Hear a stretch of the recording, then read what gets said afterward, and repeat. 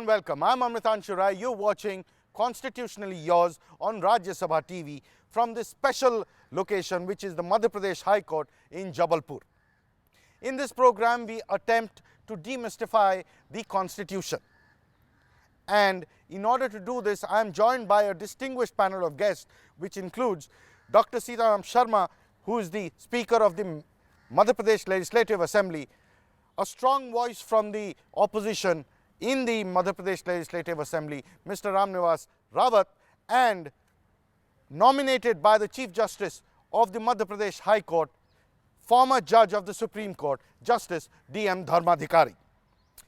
In this episode, we are going to deal with issues which are relating to right to freedom of speech and expression and so on, which essentially means the Article 19, and also we will discuss Article 15 and 16. Reasonable restriction एक individual के आधार पे क्या impose करना और उसकी जानकारी उसको होना, वो पहले अचीव करना ठीक नहीं होगा क्या?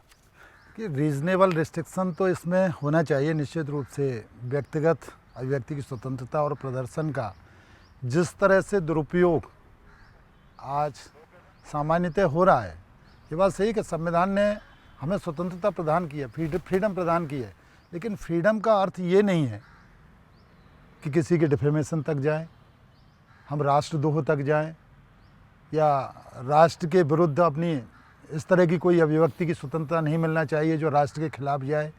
लेकिन इसमें सिमिलरिटी होना चाहिए, ये परिभाषित होना चाहिए। अब ये कहने से काम नहीं चलेगा कि हमने जो कहा है वो राष्ट्र के विरोध में जा रहा है और दूसरा जो कह रहा है वो राष्ट्र के विरोध में नहीं।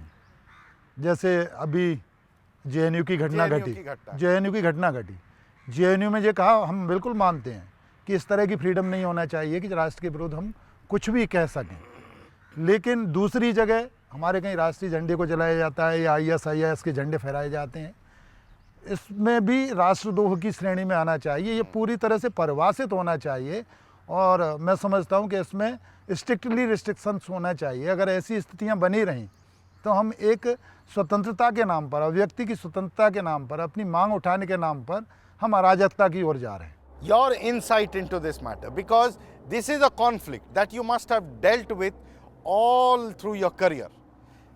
Where do you draw the line between the freedom of expression and something that is crossing over that line?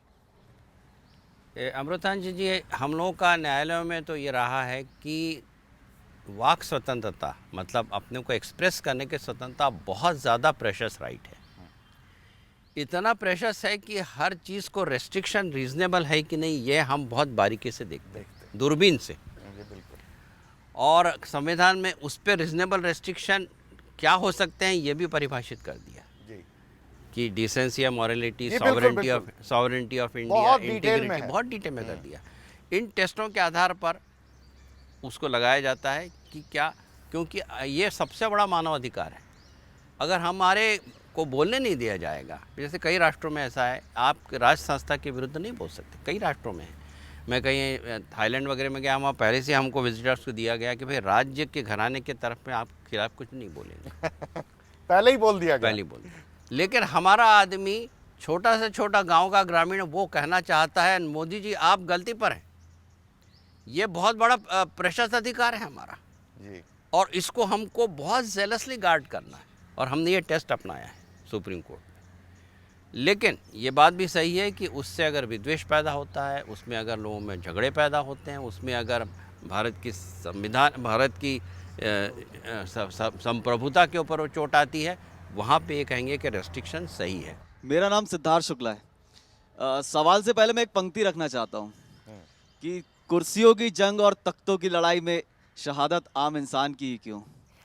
मेरा सवाल है, राजनेताओं द्वारा की जाने वाली रैलियां और सभाएं, उनके प्रोटोकॉल मेंटेन होने के बावजूद भी कई अहम मार्गों को रोका जाता है, जिसकी वजह से आम नागरिकों को शिक्षण संस्थान एवं हॉस्पिटल जाने के लिए बहुत बाधा उत्पन्न होती है। क्या ये हमारे संविधान में दिए गए अनुच्छेद 19 के आवागमन की स्वतंत्रता के अधिकार का हनन नहीं है? सर, ये सवाल आप बार बार हाई कोर्ट्स ने और सुप्रीम कोर्ट ने इस पर फैसले किए हैं कि ये जो बाधा है ये गैर कानूनी है, और मेरी अपनी बड़ी स्पष्ट धारणा है कि कहीं भी चक्का जाम नहीं होना चाहिए, कहीं भी शासकीय संपत्ति की या अन्य संपत्ति की तोड़फोड़ नहीं होना चाहिए, और यदि ऐसा होता है तो इसके लिए वर्तमान कानून यदि बहुत कड़े नहीं हैं तो कड़े कानून भी बनाना चाहिए। मैं बिल्कुल आपकी बात से सहमत हूँ और इस बात के लिए भी प्रयत्नशील रहूँगा कि इस बारे में कानून बने। इस मामले में sir, do you see that it is too huge a responsibility on the shoulders of the judiciary? नहीं, सही बात है। जुडिशरी को तो एक एम्पायर बनाया गया है, आप खेलिए लेकिन रूल्स के मुताबिक खेलिए। आप फाउल खेलेंगे तो हम रेफरी के रूप में आपको बोलेंगे, सीटें बजाएंगे और आपको बाहर भी निकाल सकते हैं।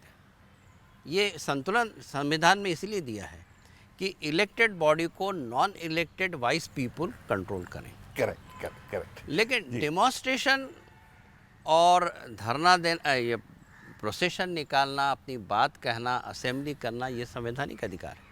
अगर हम प्रजातंत्र में ये अधिकार नहीं देंगे तो विरोध क्या होगा जी। और आवाज़ क्या उठाएंगे विद्रोह की?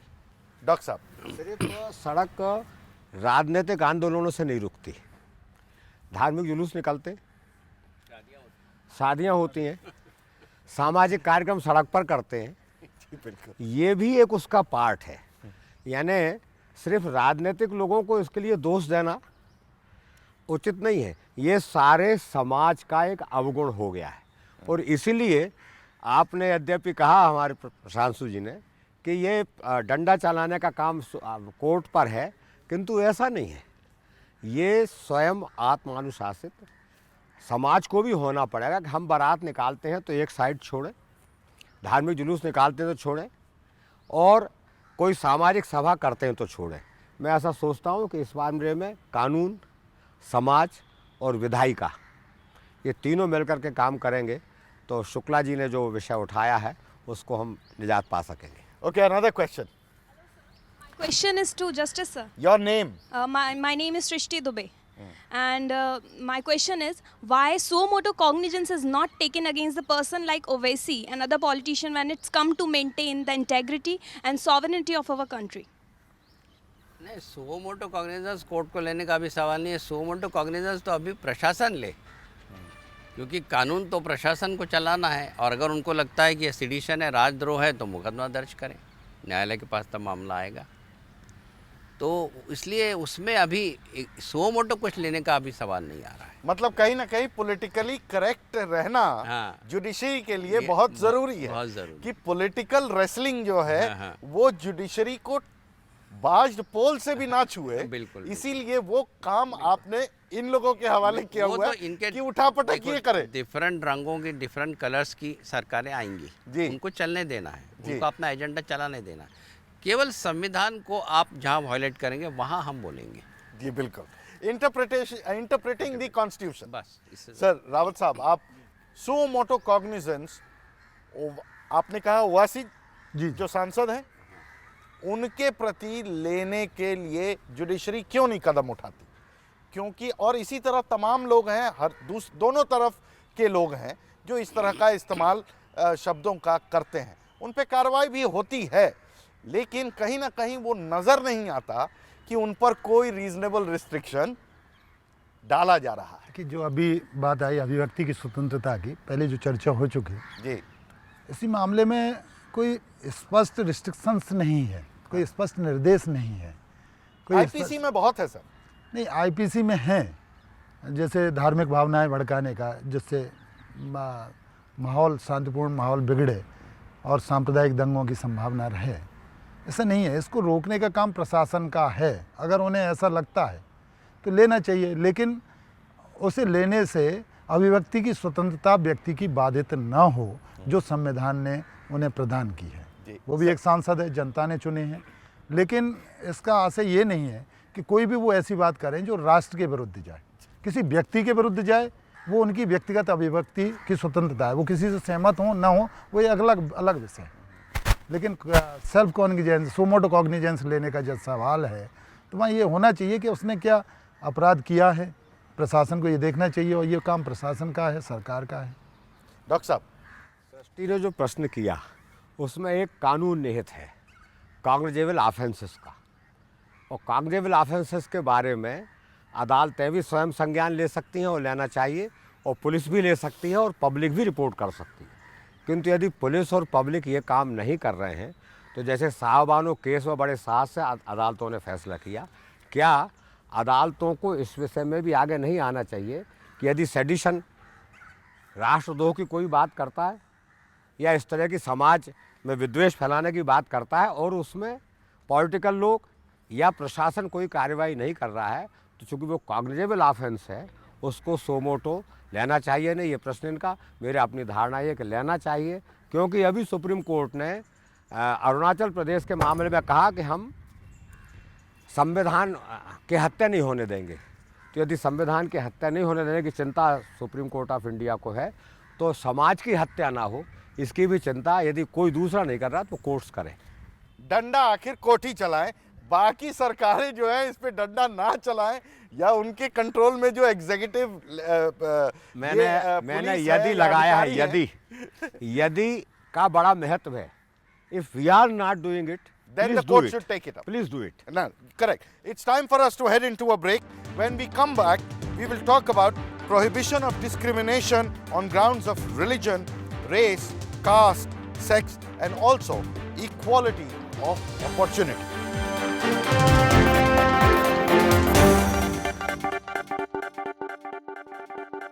Welcome back. You're watching Constitutionally Yours. In this segment, we will take up the prohibition of discrimination on grounds of religion, race, sex, or place of birth in public places, public matters, and most important, equality of opportunity in matters of public employment. Now, this has acquired a huge dimension in the last 30 years of 3-4 decades of politics. Sir, असलियत में जो इसमें जो dilemma है कि कहीं ना कहीं आप जो शेड्यूल कास्ट हैं, शेड्यूल ट्राइब हैं और भी पिछड़े हैं, वंचित जो रहे हैं, उनको तो संविधान ने एक प्रोटेक्शन देने का प्रयास किया, कानून तौर पे है ही है, रिजर्वेशन भी दिया गया ताकि उनको वो आगे बढ़ सकें, इकोनॉमिक पावर एक्वायर कर सकें। लेकिन कहीं ना कहीं अब ये पिछले 40 साल में जो माहौल बनता आ रहा है, जो राजनीति होती जा रही है और जिस तरह से सरकारें बन रही हैं, बिगड़ रही हैं, वो कहीं ना कहीं ये संकेत दे रही हैं कि ये ताजीवन के लिए कास्ट व्यवस्था को, वर्ण व्यवस्था को थोपा जा रहा है इस रिजर्वेशन के माध्यम से समाज पर। आपको ये लगता है? देखिए, न्यायालयों में तो हमने बहुत ज़्यादा प्रयत्न किया कि रिजर्वेशन पॉलिसी को रीज़नेबल लेवल तक रखा जाए। बहुत ज़्यादा इसको आगे बढ़ाना तो असमानता की ओर जाना है। और जब सुपर स्पेशलिटी एरियाज़ में रिजर्वेशन किया, सुप्रीम कोर्ट ने कहा गलत है। आपको आश्चर्य होगा कि हमने कहा कि अच्छे एजुकेशन कुछ इंस्टीट्यूशन दे रहे हैं तो उनमें कम से कम रिजर्वेशन ना लगाया जाए, जिसमें मैं भी बेंच पे था। और उसमें कोई बात नहीं थी, आप गवर्नमेंट स्कूल्स आपके जो हैं उसमें आप रिजर्वेशन पॉलिसी रखिए, लेकिन कुछ इंस्टीट्यूशन जो क्वालिटी एजुकेशन देना चाहते हैं उनके ऊपर कोई प्रतिबंध ना लगाएं। रावत साहब, ये और सर, ये असलियत में सरकारें बनती हैं इस मुद्दे पे और बिगड़ती हैं, और कई सरकारें अभी भी पूरे भारत में चल रही हैं जो कि जिनका आधार रिजर्वेशन पॉलिटिक्स ही रहा है। इन सारी चीज़ों को ध्यान में रखते हुए क्या आपको लगता नहीं कि भारत में जो रिफॉर्म होना चाहिए हिंदुओं के पर, कि वर्ण व्यवस्था को कहीं ना कहीं उखाड़ फेंकना चाहिए था, वो हम लोग नहीं कर पाए, और उसका एक प्रमुख कारण ये हुआ कि रिजर्वेशन के आधार पे वो हम लोग ताजीवन कास्ट वर्ण व्यवस्था को जीवित रखे चले जा रहे हैं? देखिए, आज जिस समय देश आज़ाद हुआ, जो हमारी सामाजिक व्यवस्थाएं थीं, आपने ही बता दिया कि वर्ण व्यवस्था थी, और कॉन्स्टिट्यूशन फॉर्मेशन हुआ, उस समय कॉन्स्टिट्यूशन निर्माताओं ने इसके लिए आवश्यक था कि हम दलितों, पिछड़ों, शोषितों, ऐसे लोग जो बिल्कुल समाज की मुख्यधारा से कटे हुए हैं, ऐसे लोगों को किस तरह से हम रिजर्वेशन के माध्यम से मुख्य धारा में लाया जाए। जबकि एक तरफ तो विधायिका में भी रिजर्वेशन है और शासकीय सेवाओं में भी रिजर्वेशन है। लेकिन ये बात सही है कि जिस समय रिजर्वेशन जो किया था टाइम लिमिट के लिए किया गया था, लेकिन क्या हमारी सरकार हैं उनको हम मुख्य धारा में ला पाए? हमारी जो एजुकेशनल सिस्टम है, क्या हम सबको एजुकेशन दे पाए? क्या हम उनको इस स्थिति तक तैयार कर पाए कि वो अपना कंपटीशन फाइट कर सकें या कंपटीशन में भाग ले सकें? डॉक्टर साहब, ये कहना कि राजनीतिक पार्टियां केवल अपने वोट के लिए रिजर्वेशन को प्रश्रय दे रही हैं, मैं इससे सहमत नहीं हूँ। रिजर्वेशन आज की ज़रूरत है, लेकिन उन लोगों के लिए जिनके लिए आवश्यक है, और जिन लोगों को जो मुख्यधारा से पिछड़े हुए हैं उन्हें मुख्यधारा से जोड़ने के लिए आवश्यक है। डॉक्टर साहब, सब्सिडी के मामले में तो टारगेटेड सब्सिडी का नया नारा आ गया, लेकिन रिजर्वेशन के मामले में टारगेटेड रिजर्वेशन का मामला कब आएगा? पहली बात तो ये कि परपेचुअल नहीं होना चाहिए, सभी लोगों ने कहा। माननीय सर्वोच्च न्यायालय ने इस पर 50% से नीचे की सीलिंग भी लगा रखी है। 10 साल के लिए था, कॉन्स्टिट्यूएंट असेंबली ने ये भी तय किया था। उनको ये भरोसा था कि जो लोग सत्ता में आ रहे हैं वो 10 साल में सबको बराबर ले आएंगे, किंतु ये दुर्भाग्य है कि वो 65 साल में भी ये नहीं कर पाए। हमारे साथी रामनिवास रावत जी की इस बात से मैं सहमत हूँ कि अभी बहुत से लोग बहुत पीछे हैं, और उनको जब तक हम आगे नहीं लाएंगे तब तक जो बराबरी की बात कॉन्स्टिट्यूशन कहती है वो नहीं हो पाएगी, और देश फिर एक विघटन की ओर चला जाएगा। इसलिए उनकी तो सोचना ही पड़ेगा।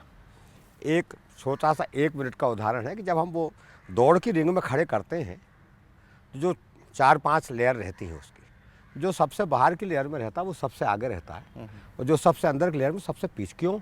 दिखने में तो वो अलग अलग दिखते हैं, किंतु असल में टाइमिंग उनकी एक बराबर रहती है। यही स्थिति रिजर्वेशन की भी है, किंतु ये सब बराबरी पा जाएं और एक सीधी दौड़ दौड़ें, इसकी व्यवस्था जल्दी होना चाहिए ताकि ये परपेचुअल नहीं रहे। और हमारे नौजवानों में जो एक असंतोष पैदा हो रहा है वो असंतोष समाप्त नहीं, तो ये एक दूसरा डायरेक्शन फिर ले लेगा और फिर देश फिर आज़ाद की ओर चला जाएगा। रावत जी, मैं ये कहना चाहता था, हमारे देश को आज़ाद हुए 60 वर्ष हो गए।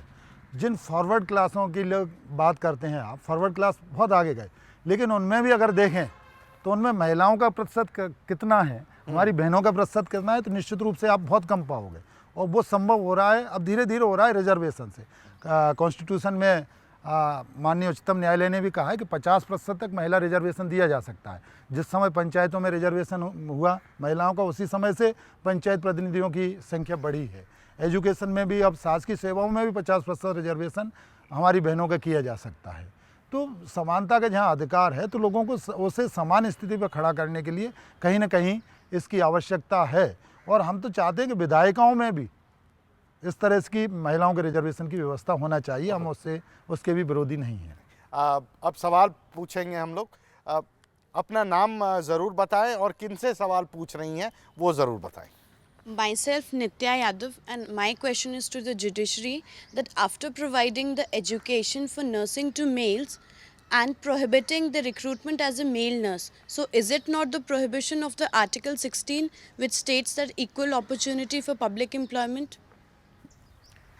नहीं, जेंडर डिस्क्रिमिनेशन एम्प्लॉयमेंट में तो नहीं होगा, लेकिन फीमेल नर्स को मेल नर्स कैसे कहेंगे? मेल नर्स और फीमेल नर्स तो अलग अलग कैटेगरी हैं।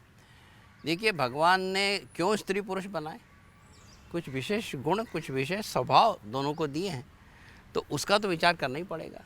जितनी सेवा शुश्रूषा एक फीमेल नर्स कर सकते है उतना पुरुष नहीं कर सकता। जितना अच्छा खाना महिला बना सकती है पुरुष नहीं बना सकते। तो इसलिए हमको ये भी नहीं भूल जाना चाहिए कि भगवान ने 2 अलग अलग लोगों को पैदा किया है। उनकी विविधता, उनकी जो विशेषता है उसको भी रखते हुए उनको बढ़ने का अवसर देना है। बराबरी मतलब ये बिल्कुल फुट की बराबरी नहीं है। सर, कोई ऐड करना चाहेंगे आप लोग कुछ? Next. Hello sir, I am Ravikant Agarwal. मेरा सवाल डॉक्टर शर्मा जी से है। मेरा सवाल यह है, क्या आर्थिक असमानताओं वाले इस देश में जातिगत आरक्षण सही है? और क्या अब इस देश में जातिगत आरक्षण को पीछे छोड़ आर्थिक रूप से आरक्षण को नहीं अपनाना चाहिए? देखिए, डिस्क्रिमिनेशन जो हमारी सोसाइटी में हुआ वो आर्थिक आधार पर नहीं हुआ, वो हुआ जाति के आधार पर, और इसीलिए वो आवश्यक है। दूसरी बात यह है कि आर्थिक आधार इंडिविजुअल कारणों से भी होते हैं। आलसी आदमी गरीब रहता है, जो नहीं पढ़ता वो पीछे रह जाता है, किंतु जातिगत आधार इंडिविजुअल नहीं होता, वो कास्ट बेस्ड होता है। और इसलिए ये मांग ही गलत है कि आर्थिक आधार पर होना चाहिए। आर्थिक आधार पर जो पीछे रह गए हैं वो मेहनत करके आगे बढ़ सकते हैं, ये मेरी गारंटी है। डॉक्टर रावत, ये आप इस पर कुछ बोलना चाहेंगे? नहीं, मैं इस पर उन्होंने जो क्वेश्चन किया है, सामान्य वर्ग में भी जो आर्थिक रूप से पिछड़े हुए हैं, जो मुख्यधारा के साथ नहीं चल पा रहे, मुख्यधारा के साथ दौड़ नहीं पा रहे, उनको भी कहीं ना कहीं प्रोटेक्शन मिलना चाहिए और उनको भी आरक्षण मिलना चाहिए। Sir, would you like to add something? अभी इकोनॉमिक बेसिस नहीं रखा है, लेकिन उसको रखने की आवश्यकता है। रखने की आवश्यकता है। वो आज न कल वही रास्ता है, वही रास्ता। क्योंकि जैसे जैसे कास्ट जैसे अगर वीकन होगा, कास्ट जैसे ख़त्म होना शुरू होंगी, और सबसे ज़्यादा कास्ट ख़त्म हो रही है, हमारा नया जनरेशन अंतरजातीय विवाह कर रहा है, वो एक हमको उसकी तरफ ले जा रहा है जहाँ जातियाँ ख़त्म हो जाएंगी। Question? Sir, my self Priyanka Verma. मेरा सवाल जस्टिस धर्माधिकारी सर से है। सर, बैकलॉग वैकेंसीज का आगामी वर्ष में जोड़ा जाना व आरक्षण के प्रतिशत को बढ़ाना कहाँ तक उचित है? सुप्रीम कोर्ट ने इसके ऊपर हमेशा नहीं कहा है, और इसको बैकलॉग वाली इशू के ऊपर में कई बार भाष्य किए गए, लेकिन हर बार लेजिस्लेचर बीच में आके लेजिस्लेचर ने उसको ओवररूल कर दिया। अगर आप पूरा इतिहास देखेंगे, जितने भी न्यायालय के निर्णय आए हैं उनको लेजिस्लेचर ने ओवररूल पलटा है, पलटा। मतलब आप डंडा चलाइए, हम डंडा तभी तक चलने कानूनी देंगे, बदल देंगे। हाँ, हम आपका डंडा तभी तक चलने देंगे जब तक कि हमें सूट कर रहा है। अगर हमारे पॉलिटिकल एंड्स को सूट नहीं कर रहा तो हम आपके डंडे को तोड़ देंगे। उसमें सब तरह की रंगों की सरकारें एक है, सब हाथ खड़े कर देंगे। डॉक्टर साहब, मैं आपसे थोड़ा असहमत हूँ। जी जी बिल्कुल। हमको सूट करने का सवाल नहीं है, पब्लिक को सूट करना चाहिए। जो माननीय न्यायमूर्ति हैं वो पब्लिक से चुन करके नहीं आते, हम लोग पब्लिक से चुन करके आते हैं। जैसा कि अभी हमारे साथी रामनिवास रावत जी का सहारी आदिवासियों के बारे में यहाँ बैठे कितने लोगों को मालूम, ये हमें मालूम। यद्यपि निजी तौर पर मैं उसके पक्ष में नहीं हूँ कि बैकलॉग को आगे बढ़ाना चाहिए, किंतु मैं आपकी बात से भी सहमत नहीं हूँ कि ये हमारे को सूट होने तक, जब तक सोसाइटी को सूट होने तक है तब तक वो बात ठीक है।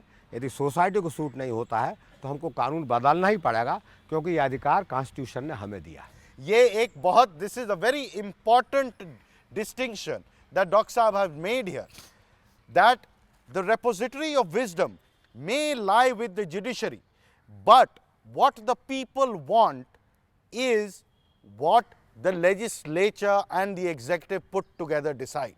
Now there is a vast difference between the two, and it's the balance of the two which plays around together and continues to manage the way India is managed. Rawat साहब, आप कुछ कह रहे थे? मैं ये कह रहा था, जो बैकलॉग के बारे में पूछा गया, बैकलॉग को मेरी ये मान्यता है कि बढ़ाना चाहिए। बैकलॉग से एक चीज़ भी स्पष्ट नज़र आती है कि बैकलॉग रहा क्यों, भर क्यों नहीं पाया, कि हम कहीं ना कहीं उस सोसाइटी में से इतने लोग तैयार नहीं कर पाए अभी तक कि उन्हें मुख्य धारा से जोड़ा जा सके या मुख्य धारा में खड़ा किया जा सके। तो बैकलॉग को बिल्कुल कंटिन्यू करना चाहिए। जी, दूसरों का हक मारा जाता है, इसलिए उस साल जो आए वो आए, पिछले वाले भी उसी में आए, परंतु अब जो उसके बाद में आपका वो 50% से ऊपर हो जाएगा। नहीं, तो उसको सुप्रीम कोर्ट ने भी कहा है कि उस बैकलॉग की सीटों को, नंबर ऑफ सीट्स को 50% से ऊपर नहीं माना जाएगा, वो सेपरेटली माना जाएगा। देखिए, मेरा इसके बारे में केवल शर्मा जी और इन लोगों से मतलब मेरा विभिन्न मत नहीं है, लेकिन मैं ये कहना चाहता हूँ कि हर चीज़ को संवैधानिक सरकारों में और अन्य सरकारों में फ़र्क यही है। अन्य सरकारों में केवल मेजॉरिटी के आधार पर कानून बन सकते हैं, संवैधानिक सरकारों में संविधान का आधार लेके ही कानून बन सकते हैं, और इसलिए वो स्टैंडर्ड आपको लगाना ही पड़ेगा। ये मेजॉरिटी क्यों, बहुजन समाज चाहता है कि हमको चाहिए, इसलिए वो संविधान सम्मत है, ऐसा नहीं हो सकता, क्योंकि डेमोक्रेसी केवल मेजॉरिटेरियन रूल नहीं है, और इसलिए अपोजिशन को भी उतना अधिकार दिया हुआ है हर जगह पे। इसलिए एक संवैधानिक संतुलन रखने के लिए न्यायालयों के विचारों को, उनके मतों का आदर भी करने की आवश्यकता है। This is all we have time for today in this discussion. Thank you, sir, and thank you, audience, for being with us. You can watch our shows on the RSTV page of YouTube. We'll be back with a new episode and a new issue. Keep watching Rajya Sabha TV.